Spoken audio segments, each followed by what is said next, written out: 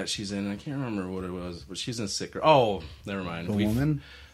No, it was the fucking Toolbox Murders. Oh, gross. Yeah, we cover that? She was the only saving grace. Hey, that was the first episode I joined you guys on. Oh, okay. She was really good in The Woman. If you haven't seen The Woman, that's another Lucky McKee film. Yep, that one's based on a Jack Ketchum book, and It was really good. kind of a sequel to The Offspring. Pile. Yeah, it's really great. Yeah, because I own it, just haven't had a chance to watch it. I want to say that it's in my list somewhere, or maybe I had to cut it to make my top 100 or something.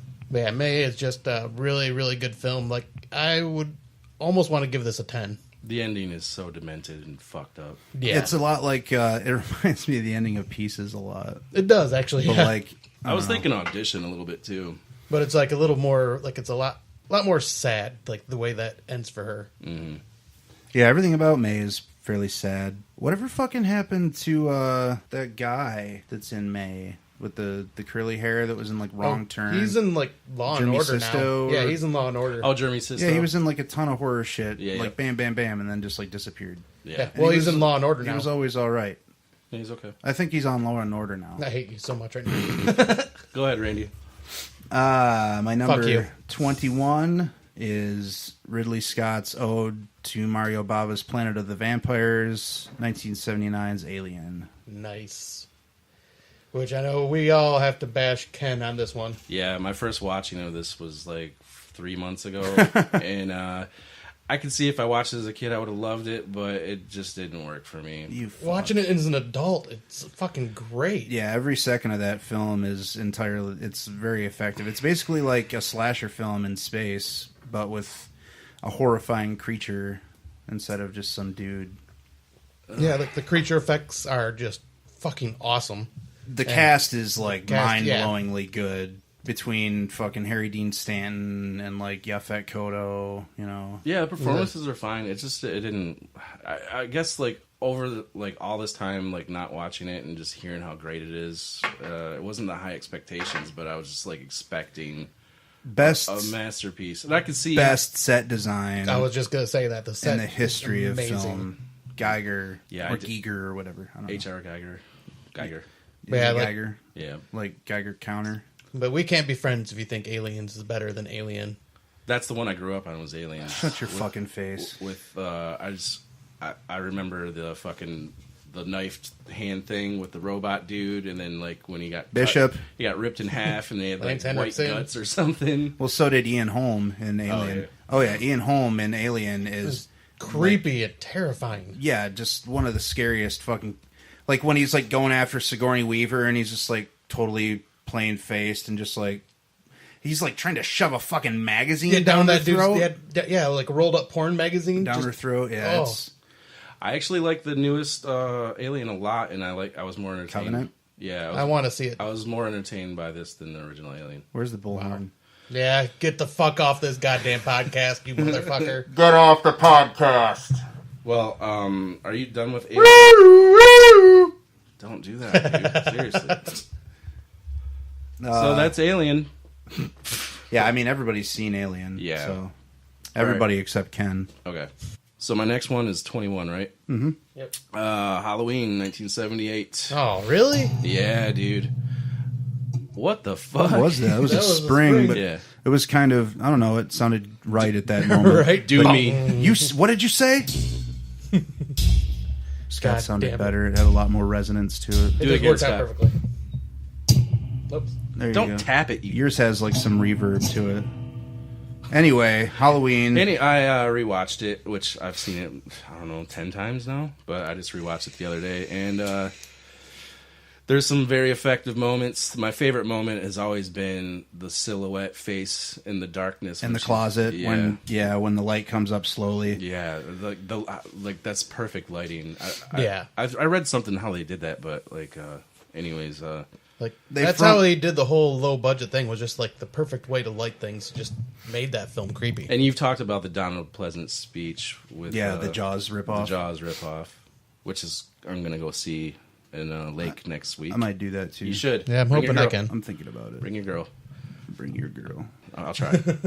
I don't have anything going on right now. No, I said I'm gonna bring your girl. Oh yeah, it's still effective. It's just I don't know. It just didn't age well for me. And I know a lot of people who are listening right now. I'm like, what the fuck? 21 Halloween. Yeah, I'll say like that's way higher for me. I figured it would. It's not too much higher for me, but I figured it wouldn't be in Randy's top 10. No. no, it's not even. I think I had this around 17, and then the rewatch. I'm just desensitized, man. So I'm gonna talk more about that one later, but so I'll let you have the floor here. Okay, and we talked about the androgynous look of Jamie Lee Curtis, and she's not supposed to be like a sex pot, and No, yeah, she's supposed to be the girl next door. and like out of all the girl actors in that movie, she was the only teenager, but she looks like she's 30. She does. Yeah, not she does look like Yeah. she. Was 19. I had to look it up. I'm like, she's playing. It's college, or wait, it's high school. Yeah, High school. It's high school. Yeah. So I had to look it up. I'm like, she's in her 20s. She just looks like it. Hollywood royalty. Yep, and she got the role because of Psycho. Yeah, I mean, when you're Janet, mom, when yeah. you're Janet Leigh's daughter, and fucking That's why Carpenter like casted her. yeah, it's just cast. What was what's her first horror movie? This one. Yeah, this is Okay. her first This was movie. her first anything. Okay, yeah, that's what I was thinking. Tony Curtis was her dad. Yeah. From William Girdler's awesome Manitou. Oh, Manitou's awesome. Fucking Manitou. Well, he's a musician. Tony Curtis? Wait, am I thinking of something else? Maybe was he like part of the whole? like a Vegas Was he dude. like a Rat Packer? Yeah, I Like thought a- he was like a Vegas. Hey, I'm on a stage in Vegas at the Olive Garden. He died in fucking Nevada, Henderson, Nevada, or something. So I figured. Why do you know that? Because when I rewatched it, I was like looking through trivia and stuff. Oh, right on. Yeah, everybody knows. Well, I'll just talk more when I get to it. Yeah. Okay, then we'll pass because we're going to touch on this 2 more times. Go ahead, Scott. My number 21 is Psycho. You fucking You what a piece of cunt. shit. It was a cold and gloomy day. Out of all the hole-in-the-wall detective offices, he just happened to walk into this one. His name was Randy. He was very red. He wanted me to solve the case of why Scott did not put Psycho in his top 20. Yeah, that's fucked. So, I follow him around, and I noticed he is creepy like Jeffrey Jones. Oh, you should see what's Steven on his Spielberg. browsing history. Oh, you don't want to know. And just come to find out he's stupid. And then Randy still owes me 50 shecklings for my detective work. What are they called? Shekels. Yeah. Yeah. That's it. Oh, shit. Go ahead. God damn it. Okay, so Yeah. say your piece. Yeah, it's just a perfect movie. Like, right up there. It's Well, perfect. It's perfect. It's 21. Perfectly 21st best. Well, because everything on this list going down now is pretty much my perfect list. This is where I'm having a hell of a time. down now. Like, you guys said you had an easy time writing your, like, top 20. This was the toughest part for me. I will say my top 10 movies are all 10s for me. Starting with my number 14, I'm working on maybe 10s. Yeah, because this is where I think my first number 10 hits, and then going on. All right, so you give Psycho a why do 10? you hate this Yeah. movie so much? I totally hate it because I gave it a 10. But no, it's just a classic. Arbogast. It's a classic, and I just love the whole, like, you thinking, I can't remember her real name, Jamie Lee Janet Curtis. Leigh. Janet Leigh, thinking she's going to be the final girl survivor in the whole movie. And Brilliant it just- misdirection. Yeah, it throws you off, and I think that's, like, one of the first time that's been done? I'll say I can't think of anything beyond that or I before don't know. that. Go watch a bunch of movies in the 50s. To my knowledge, no other film set up It took the time like to set up the someone leading like that. lady like that, and then just fucking bumped her off and shifted gears like that. Yeah, and I love the fact that Alfred Hitchcock wouldn't even allow people into the theater if they showed up like just a minute late. Like What? You love that fact? I think that's stupid. I think that it was his gimmick for that film. Okay. It wasn't for all of his films that he did that. It was just that one that he did that specific thing. And All yeah, it's just right. it deserves a lot of credit. And like I said, I wish I could put it higher, but I would so many recommend that any fan of Psycho watch the film Hitchcock with Anthony Hopkins as Hitchcock. It's I've been wanting to see that. basically like a dramatized version of the making of Psycho and like Hitch's personal life at that time. There was a lot of tension in his marriage throughout the years about his affinity for the blonde women that he would cast as the leads in his films, like especially Tippi Hedren and Janet Leigh, his wife was very jealous of. Yep. We're touching on this again, so I'm not going to say Yeah. Yeah. Okay. So Number 20. Yep. Top 20 time. Ken's gonna get mad at me here, but I know what it is. number 20 is Return of the Living Dead. I knew it. Oh, really? Hey, for it's like it's still a 9.5 though, you know. Oh, fuck that. See, when you said like best Maybe even a 9.7 horror comedy of all time, you said American Werewolf in London, but this is rated higher. So what are you talking about? Yeah, shit. Yeah. I caught Maybe best ya. zombie comedy. You could That's do you completely could, different. So you could just try to switch it up a little bit. I don't know. I missed that one when I was scanning up my list for other humorous films. I would say out of the horror comedy,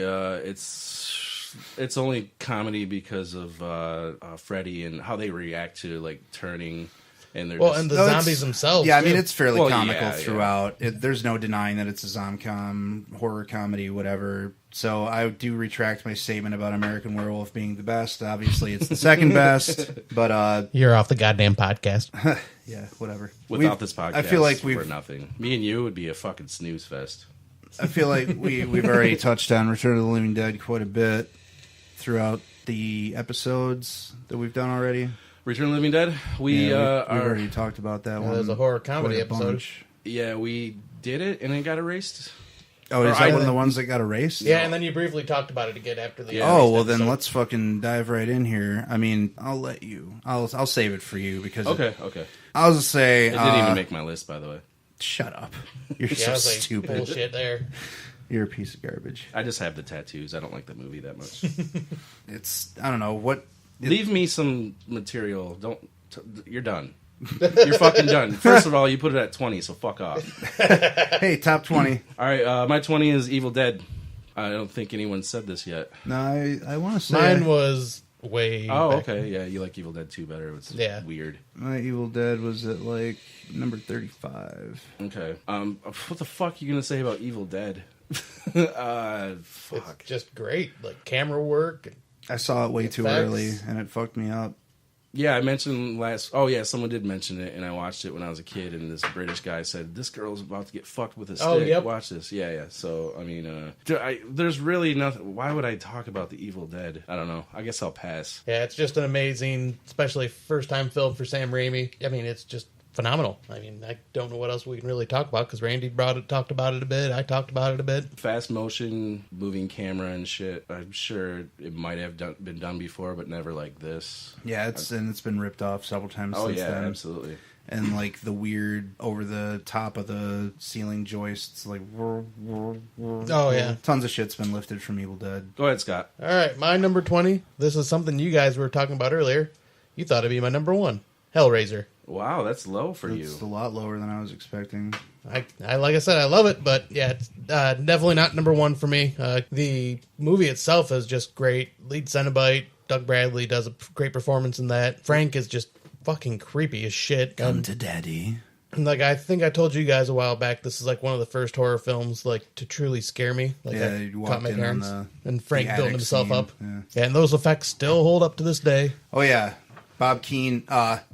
Fuck Bob Keane though, because everybody calls lead Cenobite / Hell Priest Pinhead because of that asshole. His effects team named all the Cenobites. And it just kind of stuck. They were really lazy. Like they called the female Cenobite is just female Cenobite. Right, and the chatter, like the one that chatters his jaws, Chatterer. There's some fucking misogyny going on there. Like, oh, she's just female Cenobite. Yeah, because wasn't it like supposed to be like slit throat or something like that was supposed to be the name? And like, she looks. It should be pussy throat is what it should be because it looks like. yeah, I was she saying has because I a know it was spread like open something vagina on her that they neck. could have took as a sexual innuendo, and like they didn't like that. Well, I mean, there's sexual undertones and overtones throughout Well, Hellraiser. yeah, Everything about the film is sexual. The Cenobites That's why I are in didn't get S&M why they- garb. I'll say that's why I didn't get why they were like throwing a fit and just called her female Cenobite or lady Cenobite. You know, like we were talking earlier too. You know, Doug Bradley as lead Cenobite or Pinhead is just not in the movie as much as like you'd think he would be, but his presence in the film throughout is just creepy and just awesome at the same time. Well, that's just. I mean, that's monster movie 101. You don't overdo your monster, Right. Or it like reduces the efficacy. Well, if the monster is something like Pinhead has dialogue, it's a little bit different. Right. It's not Yeah, if it's just Bruce from Jaws or something. But yeah, I love the whole you hear that church bell toll, and then you see the lights kind of just starting to go through the window and the floorboards when you know they're showing up. It just, that whole thing just brings like that sense of dread that works really well throughout the whole film. Randy, go ahead. I'm going to talk about Hellraiser more later, but